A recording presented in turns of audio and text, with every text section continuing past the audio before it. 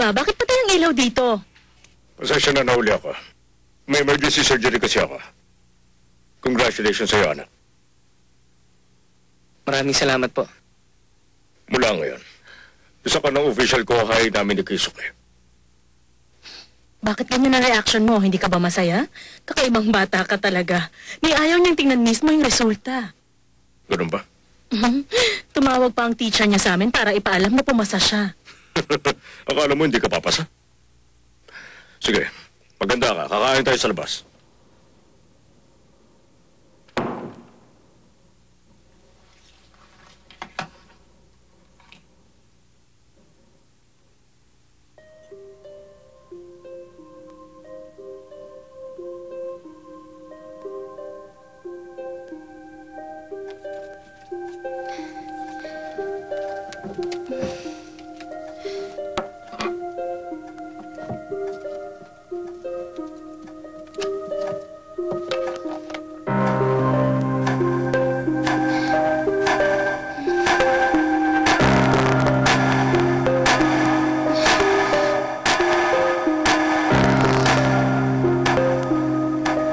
Kailangan ko na yatang magpahinga.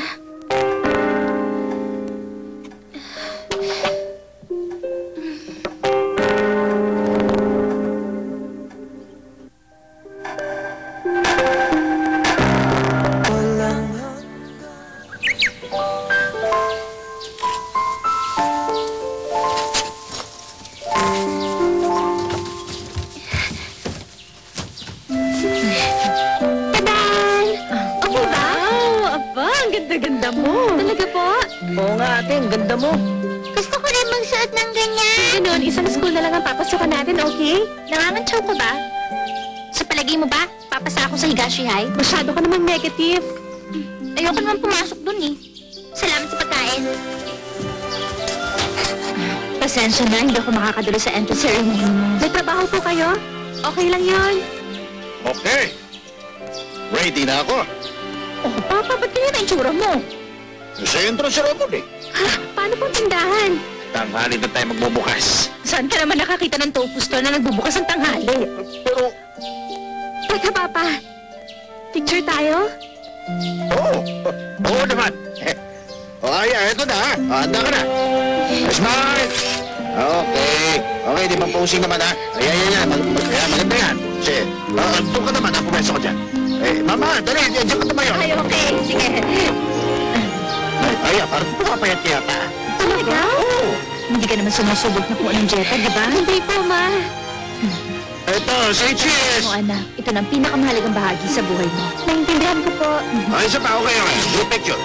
Ayan! Halika na. Gusto Andali. tayo. Ayoko nga. Halika na. Yan. Okay. Pumeso na kayo, ha? Okay, ito na. Teka, bigyan niyo naman ako ng pwesto. Ayan. Say cheese!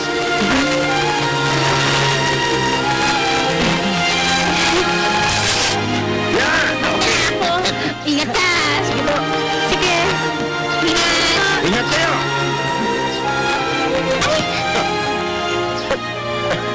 Kasasabi ko naman mag-ingat.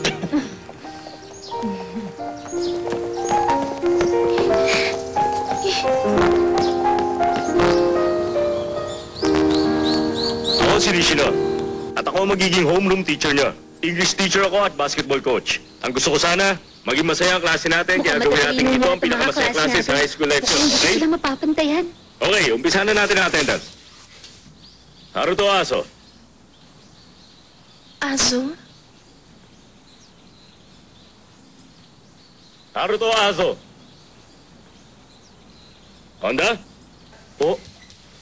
Kaklase mo siya sa junior high, di ba? Napasok ba siya? Hindi po, sir. Haruto, late ka na. Late na kaagad, first day pa lang. Sorry po, sir. Minatisod po na babae, kaya hinatid ko po siya sa ospital. Kaya po na-late po ako sa klase. Matulungin tao ka pala. O, sige, maupo ka na. Siya yung tumulong sa lalaki, di ba? Rio Egada. Present! Koy Honda. Present, sir. Akihiro Okada. Present. Bisa mo sa Sakura? Seryoso ka ba dun sa dahilan mo? Siyempre hindi. Sabi ka naman ha? Present! Kay Tarota ka na? Ano ba yan? Present! Ngayon, pipili kayo ng class officer niyo para sa semester. May magbo-volunteer ba?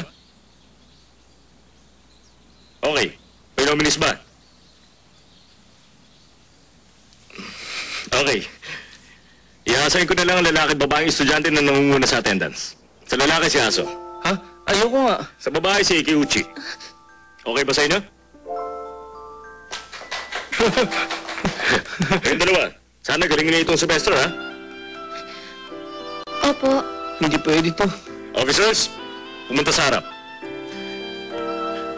Gusto ko lang ipaalam sa inyo na may choral competition itong Hunyo. Isa itong traditional event sa Higashi High. Ito ay ginagawa namin para makapag-develop ng mga leaders sa mga estudyante. Dahil sa teamwork, makikilala niyo isa't isa. Kaya ngayon, pipili tayo ng conductor at kanta. Officers, magsimula kayo ng poll.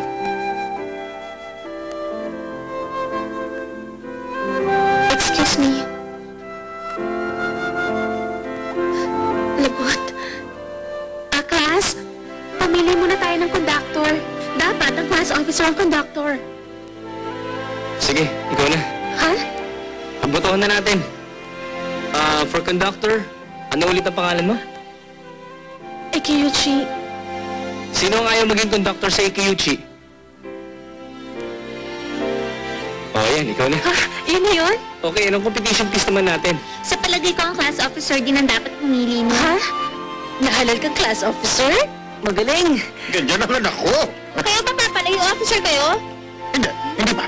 Kalukuhan. Pero yung isa ay responsable, walang kabuhay-buhay. Ay, o nga pala, siya rin po pala yung nagpaangkas sa akin nung araw ng entrance exam. Ha? Yung nagpasakay sa'yo sa bike niya? Magkaklase kayo? Teka, bakit hindi mo siya imbitahan dito? Mabuti pa nga.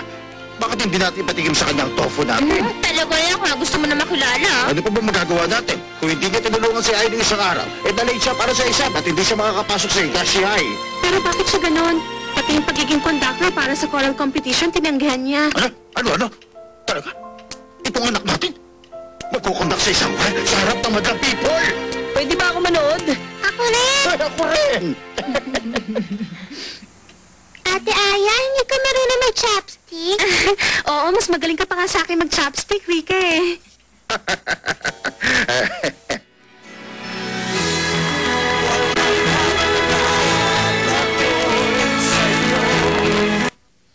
Ospital? Medyo nag-aalala ako sa'yo. Kasi madali kang makabitaw ng mga bagay ngayon. At saka, madalas ka nang natitisod. Wala po to. Siguro masyado lang ako napapagod. Kahit na. Ano ba? Huwag niyo na nga akong takutin, Ma. Sa'yo pa nang galing yan, public health officer ka pa naman din. Hindi. Hindi naman sa tinatakot kita, pero... Okay, para hindi ka na mag-alala, pagbibigyan ko na lang ang gusto mo, Ma, at sasama na ako sa ospital. Talaga? Pumunta na tayo. At least matatahimik na ako. Huwag na po kayo mag-alala. 15 pa lang naman ako, di ba? Tapos na ako sa banyo. Maligo ka na. Opo.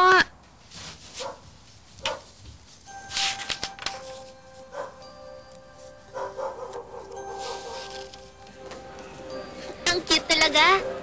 Ikaw si Miss Tomita, di ba? Bakit? Sana ikaw ang magpiano bilang accompaniment sa choral competition. Ha? Hindi ba kaya ng iba yun? Kasi ikaw lang, Miss Tomita, ang kaya magpiano sa klaseng ito eh. Yung class officer na lang. Ha? Conductor na pianista. Siya na ang pinakamagaling sa school na to kung magagawa niya yun. Oh, ang cute din ito, oh. Oo nga. First year students, welcome. Ako nga pala si Nishino, ang coach niyo. Ako ang captain, Kaori Honda. Nice to meet you. Nice to meet you, ma'am. Ngayon, magsimula na tayo. Tingnan natin kung ano ang mga talent nyo. Opo. Isa-isa lang, in order. Opo.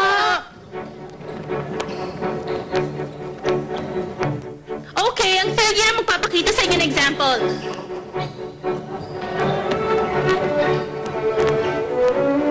Papasa!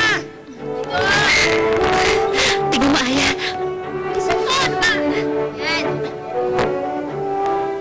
Ang cute ni Sir Kawamoto, no? Excuse me. Ka-section ko kayo, di ba? Ha?